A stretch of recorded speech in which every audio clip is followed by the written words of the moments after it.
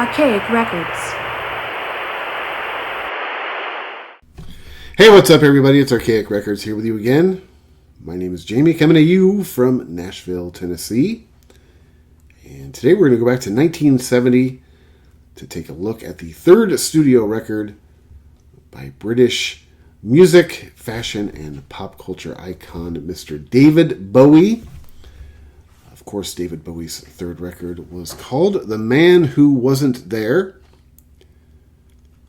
On a previous video in the history of this channel, I went over my David Bowie fan origin story with you, so I will spare you those details today. That being said, though, I do feel as if it is important to mention right out of the gate that when it comes to David Bowie, I am hugely biased. I am an enormous David Bowie fan. I would go as far as to suggest that David Bowie is probably my second favorite recording artist of all time. And if anybody were ever going to pose a threat to the superiority of Mr. Stephen Patrick Morrissey, at least within my musical fandom, I think the only person who could actually ever make a viable challenge to Morrissey's lofty perch, if you will, would be David Bowie. Now, that being said, I do believe that David Bowie is the single most important act or figure in the history of rock and roll. I would put him above Elvis Presley, and I would certainly put him above the Beatles. Now, I read a quote one time that I liked that suggested that David Bowie picked up basically where the Beatles left off. Now, I have never been the hugest, nor am I today the hugest Beatles fan of all time. But there's something about that visual that I really appreciate. I like the idea of the Beatles approaching a young David Bowie back in 1967, 68, 69. Somewhere around that time frame, they hand him the keys to the car, and they say, "Look, kid, we've taken it this far. It's up to you now to take it on to the next plane." And David Bowie basically took those keys and he ran with it, and he single-handedly, at least in my opinion, transformed rock and roll. And if it weren't for David Bowie, a lot of the music and a lot of the artists that I listen to and worship today, including Stephen Patrick Morrissey, would not exist, or at least exist in their current state. It's also interesting, and I'm not comparing Morrissey to David Bowie, but it's interesting to think about Morrissey versus David Bowie in the sense of how they are sort of perceived within the general public. Of course, David Bowie has sadly left us, but if you talk to most people on the street, people that are music fans, whether they're diehard, obsessive sort of music fans, or the most casual, most people have a very favorable opinion of David Bowie. I would say that David Bowie is remembered as almost sort of an angelic character. He is sometimes seen as this just beam of pure light, whereas Morrissey, especially nowadays, has been relegated to the role of being somewhat of a villain, especially, in the eyes of people who support things like cancel culture and people who are sort of afraid of any sort of diversity of thought, people who have thin skin and get their feelings easily hurt. Now, that being said, there's nothing wrong with the way that David Bowie is remembered, and there's also nothing wrong, really, in the way that Morrissey is perceived in the public. And I have to tell you, despite the fact that I love David Bowie, and I love the way that he is sort of remembered in our society, he's somebody who will never be forgotten. I think that is safe to assume, but I gotta be honest with you, I sort of like the fact that Morrissey is kind of a shitheel. I like the fact that he has been sort of relegated to this role of sort of being a villain. I like the fact that some people get their feelings hurt by the things he says. I think, for one thing, I think that villains have always been a good thing in rock and roll. I think that they have a certain place in rock and roll, and I genuinely believe that Morrissey is somebody who does not particularly care about what I or you or anybody else thinks. I talked about this on a video last week talking about Kiss Alive when I was talking about Gene Simmons. Gene Simmons is one of those guys who just does not care what people think. It is fashionable to say that you are one of those people. I don't care what anybody thinks about me. And that's a very easy and fashionable thing to say, but it's another thing to sort of prove it, and that's something that Morrissey has in common with Gene Simmons. One of the very few things that they have in common, I would suggest.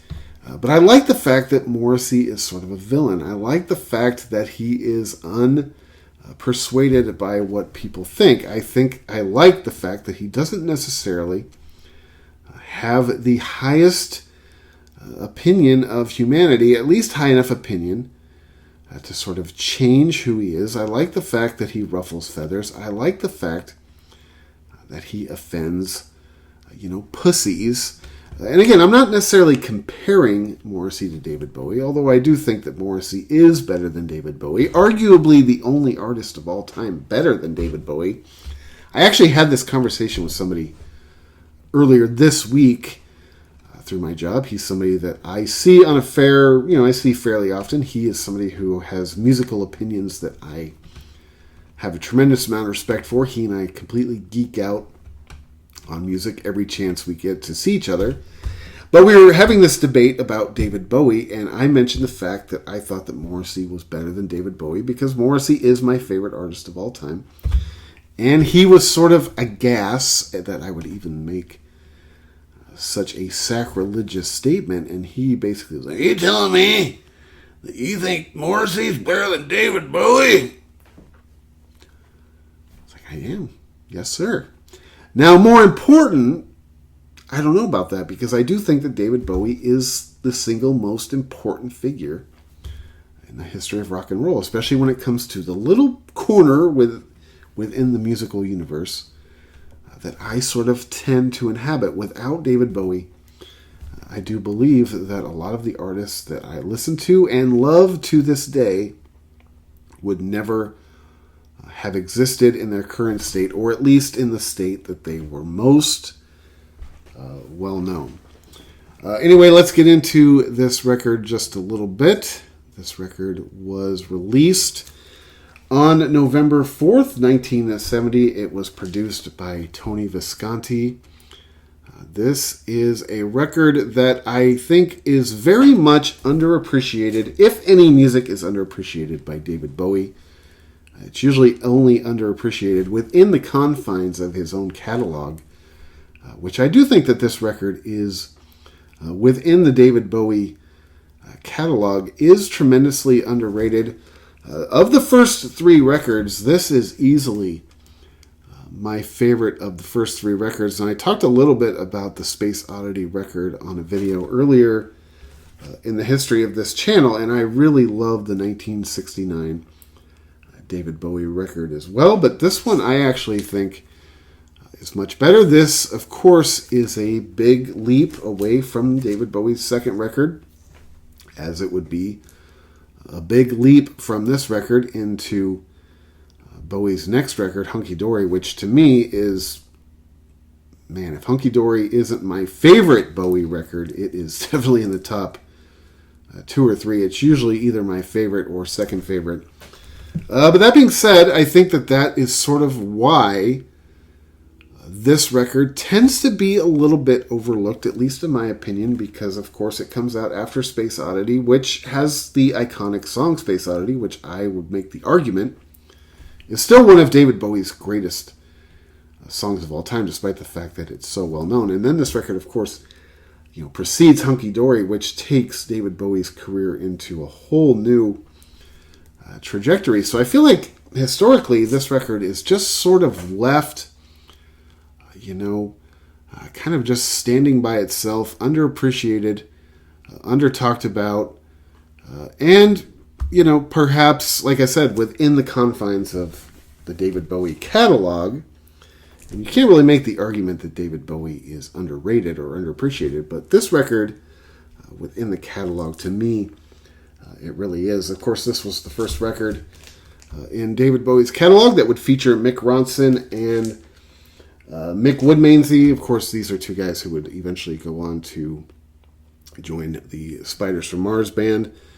As all of you, I'm sure, are well aware, this was not the original album sleeve, at least for the 1970 American release. Of course, I don't actually have a copy that has the original artwork on it. I've actually never really been a fan of the original artwork on this record. I actually really like the artwork on this album much better. I mean, this was always the one that, I don't even think I've ever actually owned a copy that had the original artwork, the cartoon artwork by Michael J. Weller of the cowboy who's standing in front of the Cane Hill Psychiatric Hospital. To me, that record cover is just, there's something about it that's, to me, is very visually kind of displeasing. I don't know what it is. The artwork, it's always been really kind of loud and obnoxious. I've never really been drawn to it. I actually really love this album cover. This is the one that I've always sort of been associated, or I've always associated with this album, because when I bought this album for the first time on CD back in the mid-90s, I mean, this was the sleeve it had. So this is always the record sleeve that I've been accustomed to. I love the production on this record. Of course, it was produced by Tony Visconti. It is stylistically a huge, step away from the second 1969 David Bowie album. That one was a little bit more folky, a little bit more psychedelic. This one is a little bit... I've heard people describe this record as being hard rock. I don't know that I would necessarily go as far as saying it's hard rock, but it's definitely heavier and rockier than Bowie's first two albums. It's a little bit bluesier, and that's something that I don't necessarily always love when it comes to music. I'm not always the biggest fan of vanilla blues. And like I said, despite the fact that I do think that this is David Bowie's best of the first three records, actually by quite a large margin,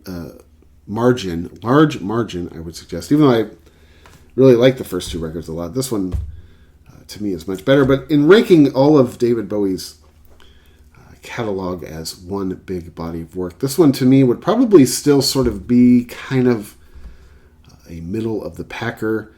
This isn't necessarily a record that I go back and listen to, every day. I've been listening to it a lot the past week or so, trying to sit down and kind of write some ideas about some of the songs. And I feel like every time I listen to this record, there's something about it that I kind of rediscover, because I don't necessarily listen to it as often as some of the other records. I always tell my wife, too, it's sort of hard to tell what's going on in that room around him.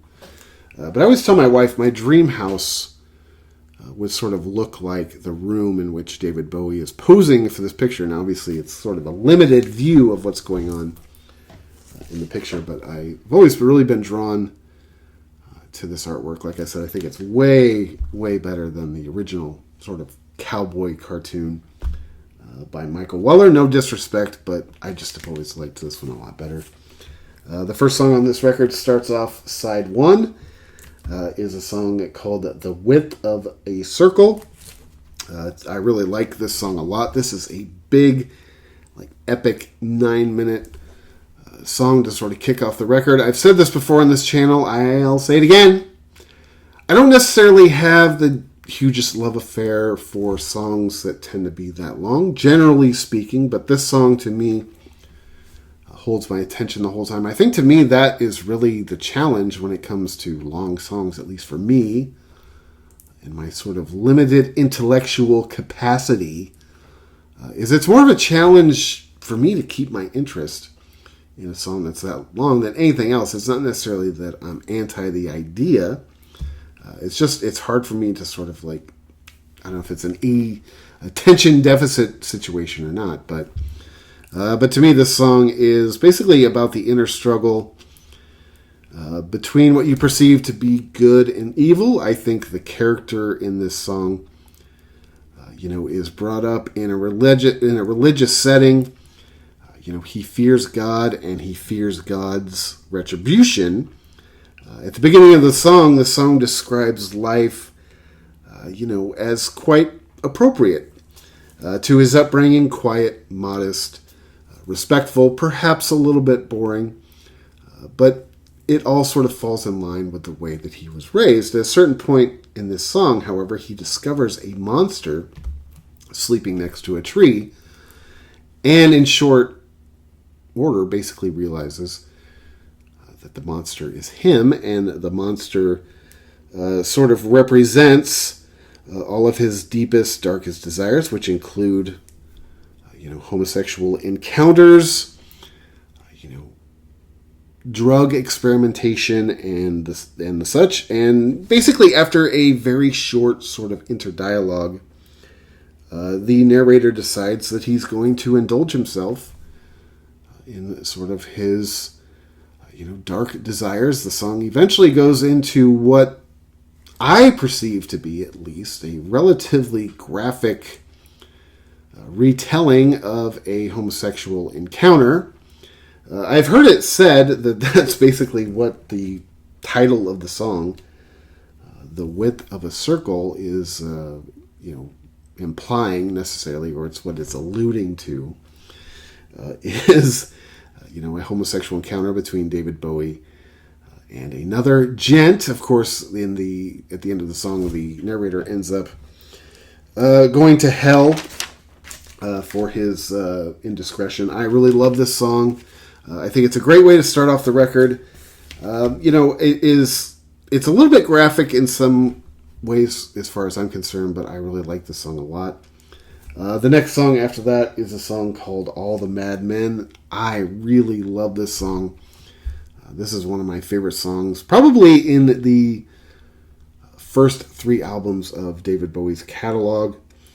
To me, this song, it sort of dissects that fine line between what is considered insane and sane. I love the lyric where David Bowie says that he would rather stay with the madmen than perish with the sad men who are running free. I think that this is an interesting topic for a song. This is an album, this album is, to me, in my opinion, this album is a lot sort of darker than, especially the first record, but even the second record, the Space Oddity record. This is a much darker record. It goes into, topics like mental health, like drug addiction, war, murder, crime, and to me, this is one of the most underrated songs in all of David Bowie's catalog. This is easily one of my favorite songs off this record.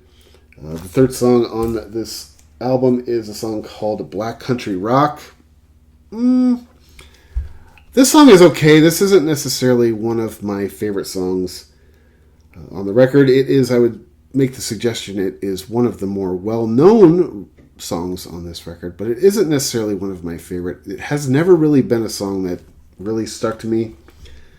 Somebody one time told me that they thought this song was about crack cocaine, because apparently Black Country Rock is slang for crack cocaine, although I question the validity of that argument only because, I always associate with crack cocaine as being, a drug from the 1980s, like the mid-1980s.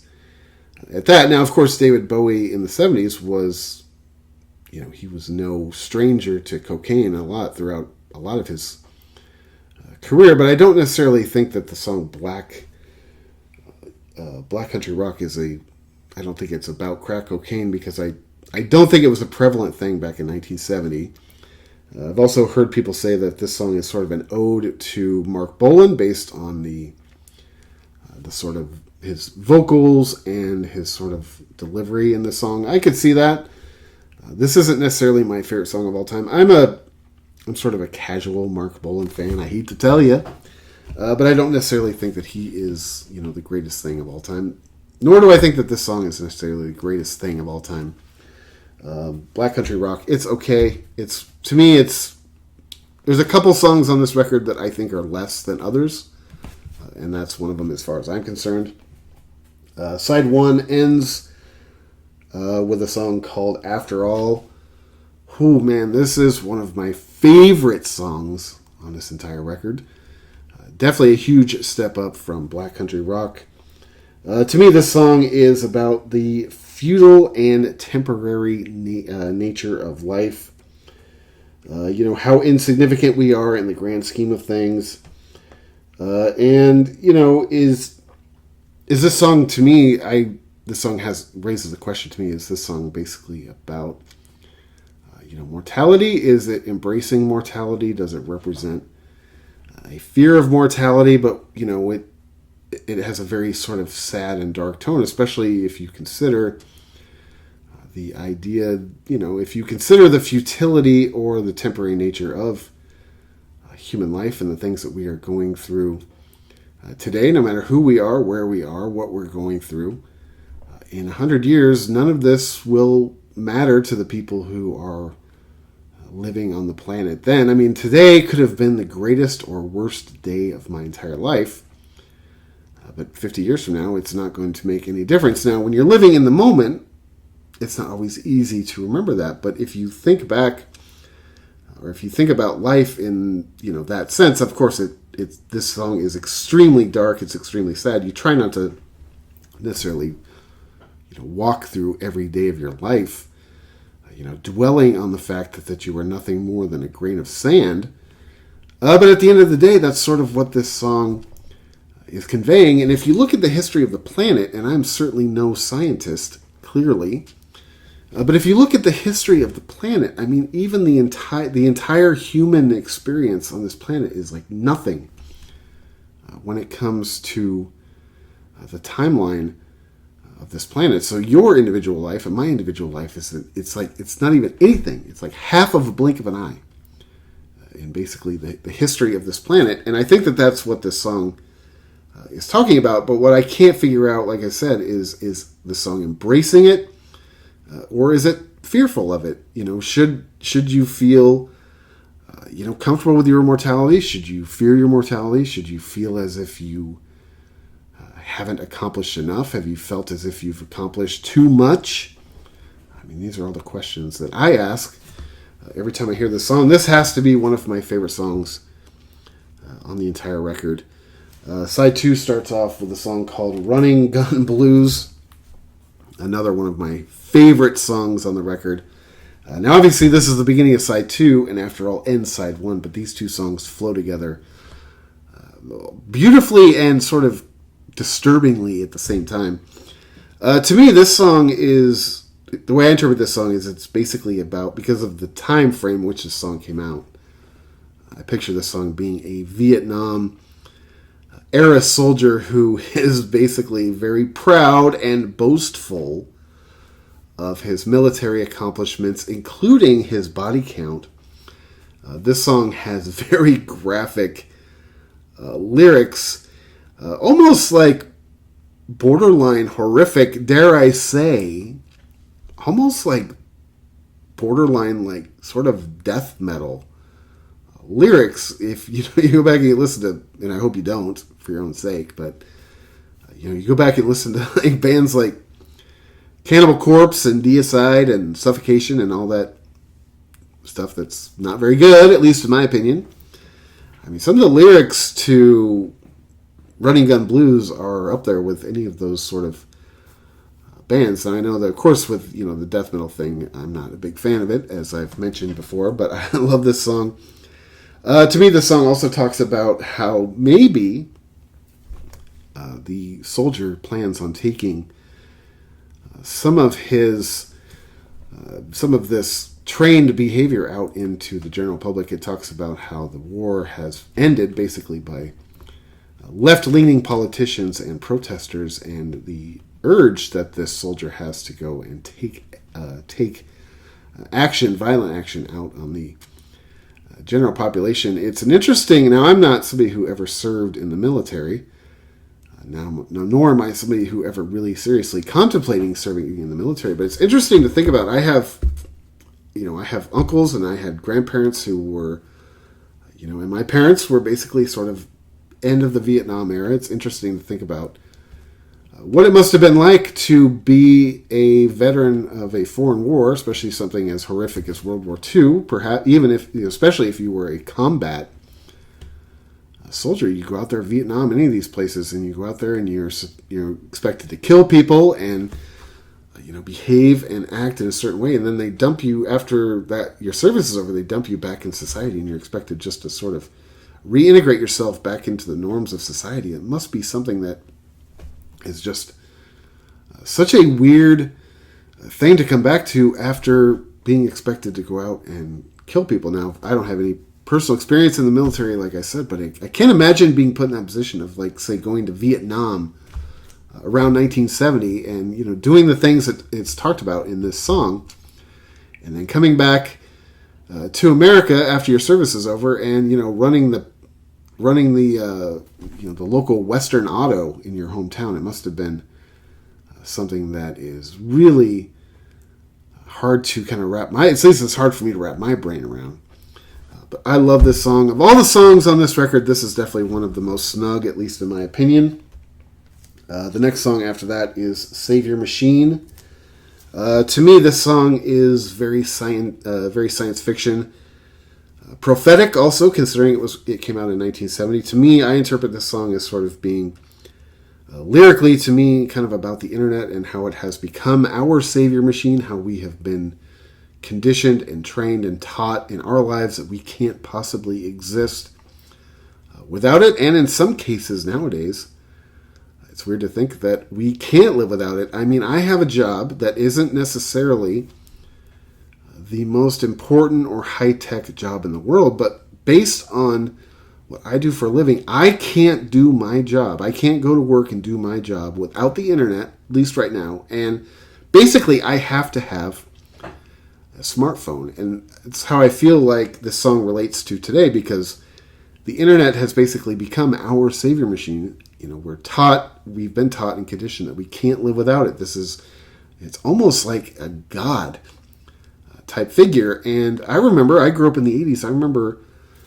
when there was no internet. It's a weird thing when you say to kids now, I remember before there was the internet, I mean, their eyes basically fall out of their head. I remember seeing a interview one time with Henry Rollins, and he was talking about Lemmy. And the first time he met Lemmy said to him, "I remember when there wasn't rock and roll."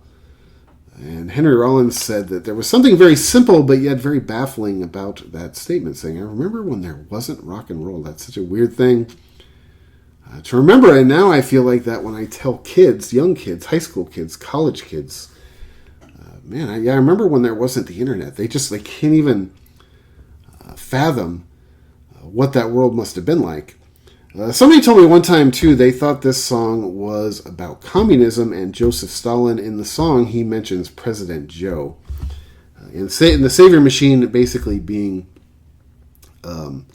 communism, and that style of communism basically coming in and the way it ran people's lives. I don't necessarily agree with that. There was this person who was telling me about it had this whole sort of reasoning behind why they thought the song was about Joseph Stalin and communism. I don't necessarily agree with that. To me, this song is much more futuristic. It's much more science fiction to me, at least living in 2024. It represents, the internet and, of course, things like social media, things that we've been conditioned falsely to believe that we need in order to survive. The next song after that is a song called She Shook Me Cold. To me, this song is okay. To me, this song is about a guy who perhaps sexually mistreats women and then eventually one day meets his match. This song it's okay. It's not necessarily the most memorable song on the album. In fact, I would make the argument that it's probably the weakest song on the record. After that is, of course, the title track, The Man Who Sold the World. To me, this song, not to me, David Bowie mentioned in a interview one time that, he wrote this song as a young man, basically because at that point in his life, there were still parts of him that he was still trying to figure out.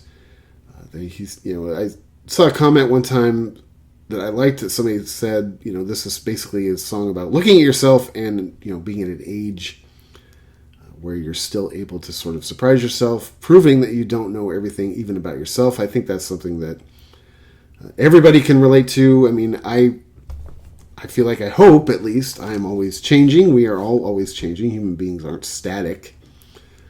So who I am today isn't necessarily going to be all of who I am tomorrow. To me, that's kind of what the song means to me.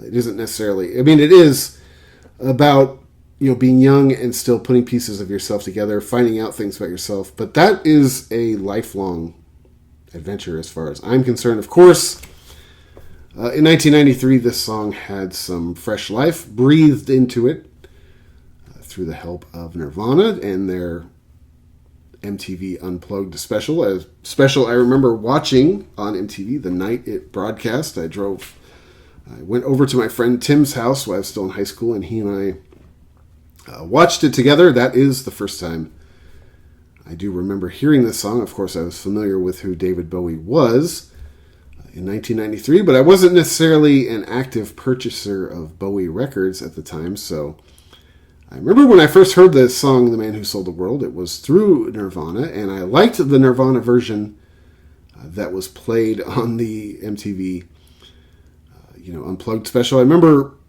a while back through my work, I was talking to a younger kid. He was probably in middle school, maybe early high school. It's hard to tell. The older I get, the more difficult it is to tell age, especially when it comes to young people. But he was wearing a Nirvana shirt. And I'm not going to be the guy who, when it comes to a kid, at least, I'm not going to be that guy. Name 3 songs. But I asked him, I was like, oh, hey, man, you like Nirvana? That's really cool. Because most kids nowadays, the music that they listen to, Taylor Swift is probably the best of a lot of it, sadly. He said, yeah, man, I love Nirvana. They're my favorite band. I was like, man, that's so cool. Little kid, that's like refreshing. Little kid, like middle school, high school's favorite bands, Nirvana. That's right on, man. I think that's the jugs. But I asked him, I was like, well, what's your favorite song of theirs? Again, I didn't want to do the 3 songs thing, but I was like, hey, I'm curious. What's your favorite song of theirs? I was a relatively big Nirvana fan at one point in my life, and he told me that his favorite Nirvana song was The Man Who Sold the World, and I remember his dad was standing there also. His dad was the person that I was actually conducting business with, and of course, because I'm an idiot and I can't read the room socially, and I don't have children of my own, I made the comment, I was like, oh, well, that's a David Bowie song, right? And even the dad looked at me, he's like, oh, God, just let it go, man. But I remember the kid looked at me as if I had just told him that the Easter Bunny had killed Santa Claus. I was like, oh, sorry, I thought you knew, man. Anyway, I love that song. I think it's as good a song as any song on the record. The last song on the record, of course, is The Supermen, a song that pays homage to Nietzsche, apparently, according to things I've read about David Bowie. Also a little H.P. Lovecraft in there. I love the song The Supermen. It is one of my favorite songs on the record. Now, lyrically, it's a little bit much for me to wrap my brain around. I've been listening to this record all week, this week, trying to sit down and write some things about it. And I have a hard time coming up with what I think the Supermen means. So I will just offer it up as being inspired at least by Nietzsche and H.P. Lovecraft. And I will tell you that I think it is a great song. It is a great way to close out the record. Like I said, this record, to me, within the confines of David Bowie's catalog, to me, is probably one of the least or most underappreciated. Again, you have to sort of take that with a grain of salt, because David Bowie is so, rightfully so, worshipped and idolized within our music fan community, that saying that anything by David Bowie is underappreciated or underrated is sort of like, treading on thin ice a little bit. But I do love this record. If you haven't gone back and listened to The Man Who Sold the World. Now, of course, after this record came out, David Bowie put out Hunky Dory, and which to me, like I said, is probably my second or third or favorite David Bowie record of all time, depending on the day. So that will probably be the next David Bowie record I cover at some point in the very near future. But before I get to that, go back and check out The Man Who Sold the World. Like I said, I do not believe you will be disappointed. Anyway, man, thank you so much for checking out this video. This is Archaic Records. My name is Jamie, coming at you from Nashville, Tennessee. Be sure to go out and support your local record store. Check back every week for Morrissey Monday, a weekly celebration of all things Morrissey and the Smiths, as well as other record content and album reviews throughout the week. And until next time, my friends, talk to you then.